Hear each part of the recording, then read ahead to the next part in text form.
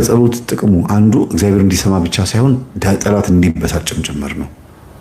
ምንድነው መደጋገም? እግዚአብሔር ስለማይሰማ ነው ማለት ያለባችሁም። ቅዳሴ 2 ሰዓት ሙሉ እንዲረዝም የተፈለገው አንዱ ለዛ ነው። በብዙ ድካምና በብዙ መከራ መንግስተ ሰማያትን እንወርስ ዘንድ ግድ ነው ያለው ለዚህ ነው። ቅዳሴ ስትቆሙ ይንቃችሁ የነበረው መንፈስ በጣም ረጅም ሰዓት በመቆማችሁ ያጠወለውላችሁ ሁሉ ይችላል።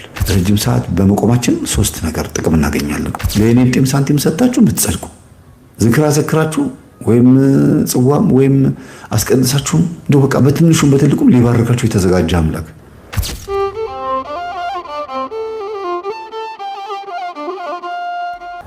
እና በፈቃዳችን የምንወስደው እርምጃ የምንከፍለው መስዋዕትነት መልሶ የሚመጣውን ነገር እስከናይ ድረስ ቀናለሁ።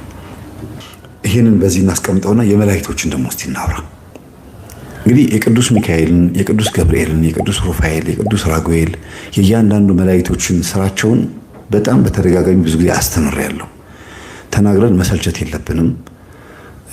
እማቀውን ትምህርት ነው እያስተማረ ያለው ብላችሁ ማሰብ የለባችሁ። በመስማት ብቻ እንኳን የሚበሳጭ መንፈስ ስላለ እየሰማችሁ አበሳጩት። እየደገማችሁ እየሰማችሁ አንድ ነገር የእግዚአብሔር ቃል ከሆነ ደጋግማችሁ በመስማት እንደ ጸሎት ሊሆንላችሁ ይችላል።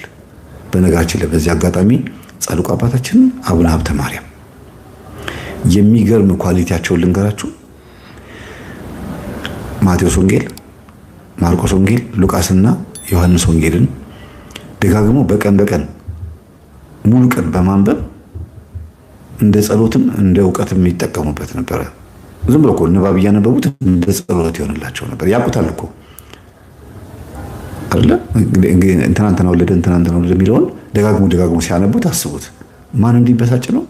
የተጠጋቸው ጸላኤ ሰናት ካለ እንዲበሳጭ ነው። አንድ ነገር የእግዚአብሔር ስም ከሆነ ደጋግማችሁ ኤልሻዳይ አዶናይ ብትሉ ምንድነው መደጋገም? እግዚአብሔር ስለማይሰማ ነው ማለት ያለባችሁም። ከጸሎት ጥቅሙ አንዱ እግዚአብሔር እንዲሰማ ብቻ ሳይሆን ጠላት እንዲበሳጭም ጭምር ነው። ብቻት ይላል ቀጥል ያደርገዋል። ቅዳሴ 2 ሰዓት ሙሉ እንዲረዝም የተፈለገው አንዱ ለዛ ነው። እግዚአብሔር በ2 ሰዓት ሙሉ ጭቅጭቅ የሚሰማ ሆነ አይደለም። ሳንቀድስ ወይም ሳናስቀድስ ለቅዳሴ ሳንቆም ከቤታችን ስንነሳ የሚያቀና አምላክ ነው። በቃ ልታስቀድስ እየሄደች ነው ሊባርካት ማለት ይችላል። ግን ረጅም ሰዓት በመቆማችን 3 ነገር ጥቅም እናገኛለን። አንደኛ ስጋችንን ረጅም ሰዓት ሲቆም እንዲገራ እናደርገዋለን። ሁለተኛ እየደከመን ወገባችን እየተንቀጠቀጠ ምን ሰማው የእግዚአብሔር ቃል ይባርከናል። ሶስተኛ ጠላት ዲያብሎስ በዛ ቦታ ላይ ሆኖ ነው የሚለው በቃ ያዛጋል። በቃ መወጣጠር ነው። እንባችሁ እንደዚህ ይፈሳል። መቆነጥነጥ ነው። በቃ ጭንቅ ይላል። ሆድ ይነፋል። ፈስ ይመጣል። በቃ ቤተ መቅደስ ውስጥ ግድግዳ ትደግፋ በአንድ እግር ትቆማላችሁ፣ በዚህኛው እግር ትቆም፣ ከዛ ቁጭ ትላላችሁ ወይ መተኛትም አለ። መከራውን ያያል። ንቋችሁ ስለነበረ እንደዛ ስትቆሙ ያከብራችኋል ማለት ይፈራችኋል ማለት ነው።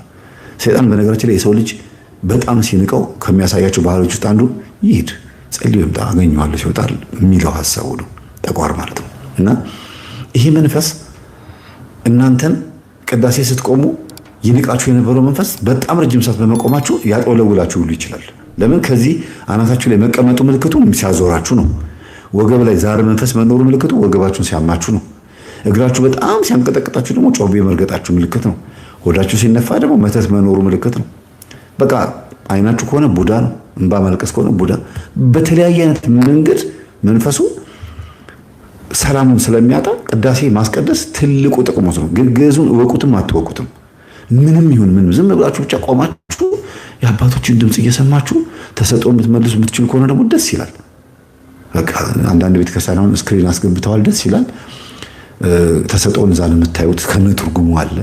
ግዕዙ እንኳን ቢከብዳችሁ ተሰጥኦ መለስ አማርኛውን እየሰማችሁ ቢገርም እኮ ነው ትላላችሁ። በቃ ምን ያህል የእግዚአብሔር ቃል እንደሆነ ቅዳሴ ስሙን እንዴት አድርገው አባቶች እንደሚጠሩት 14ቱም ቅዳሴ እንዴት አባቶች እንዴት አድርገው እግዚአብሔርን እየደጋገሙ 2 ሰዓት ሙሉ እየጠሩ ሰይጣን እንዴት እንደሚያበሳጩት በዛ ውስጥ ታያላችሁ። እንዴት ስጋቸውን እንደሚገቡት፣ እንዴት በቅዳሴ ቆመው እንደሚባረኩበት። በድካም ነው መንግስተ ሰማያትን የምትወርሱት ብሎ ቅዱስ ጳውሎስ የሐዋርያት ሥራ ላይ እንደተናገረው በብዙ ድካምና በብዙ መከራ መንግስተ ሰማያትን እንወርስ ዘንድ ግድ ነው ያለው ለዚህ ነው። እና ግን ደስ የሚለው ዓመተ ምህረት ኪሳራ የለውም። በኦሪት ጊዜ ማንም ሰው የፈለገ ነገር ቢሆን ገነት አይገባም ነበር። አስጊ ነበር 5500 ዘመን። አሁን ግን ዓመተ ምህረት ነው አይደለ?